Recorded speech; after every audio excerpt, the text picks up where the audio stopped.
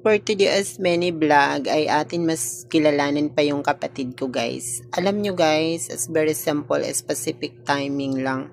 Ikwento ko lang sa inyo lahat ang mga nangyari at mga bagay-bagay sa aking sister na si Ate Ismi.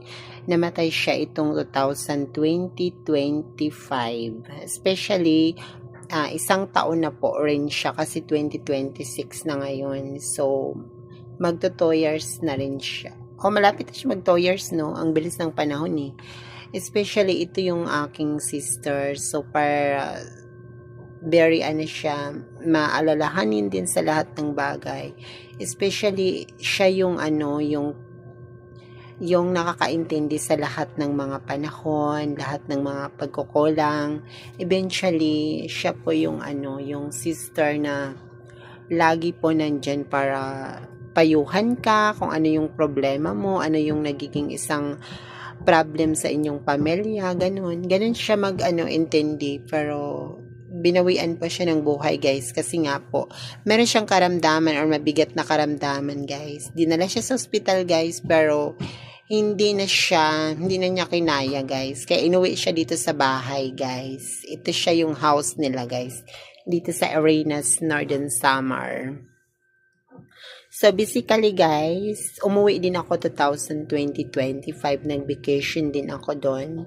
Then, I think na na-realize ko sa aking sister na ang hirap pala ng ganitong situation kapag mayroon na sa inyong pamilya, mabigat na sometimes that the problem anything, ganon. So, I think it's just as also for everything na ganun talaga yung nangyari sa aking sister na nagkaroon siya ng sakit or something, mayroon ganun. Especially, iba-vlog ko lang siya, ipapakita ko sa inyo yung mga moment in life ng aking sister. Tapos, that the moment na meron siyang sakit or ganun nangyari sa kanya kasi hindi naman natin maiiwasan yung ganitong problem pagdating ng mga araw, di ba? Darating yung mga panahon talaga na kukunin tayo ng ating Panginoong Diyos.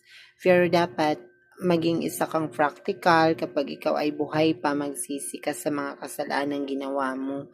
The point is, dapat pagsisihan mo lahat ng mga kasalanan ginawa mo dito sa lupa.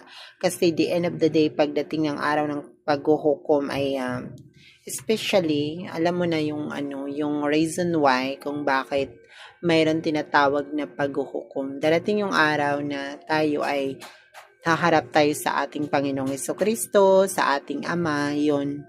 I just asking to everything that photos, ito yung mga photos na nakuha ko doon sa sa summer. I think it's be wonder realities kasi memories is a very uniqueness. One thing is for sure, dapat related ka sa lahat ng option ng yung pamilya or family. About that other situation, that many connection, a problem, and sometimes hindi natin maiiwasan yung ganitong connected about the families, focusing your characters. So, recently, guys, panoorin mo ang aking mga mini vlog at mag-follow ka na rin po sa aking YouTube channel para madagdagan po yung ating account ng YouTube natin. So, ito yun guys. So, matagal na po siya, 2005 guys. Ikwento ko lang sa inyo how to relate about the story in time kasi medyo may something din kami ng aking sister, hindi rin kami nagkakaintindihan, hindi rin kami nagkakaunawaan nito. Pero the end of the day, nung namatay yung aking sister, hindi talaga ako nakahingi ng sorry sa kanya kasi nandito ako sa Manila. I job in working in restaurant dito sa Grand Hills.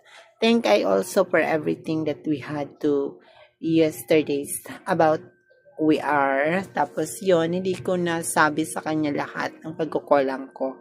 The point is, medyo ako na nalungkot sa aking sister kung bakit hanggang ngayon, naaalala ko siya kasi nga meron akong mga memories sa kanya doon sa Leyte.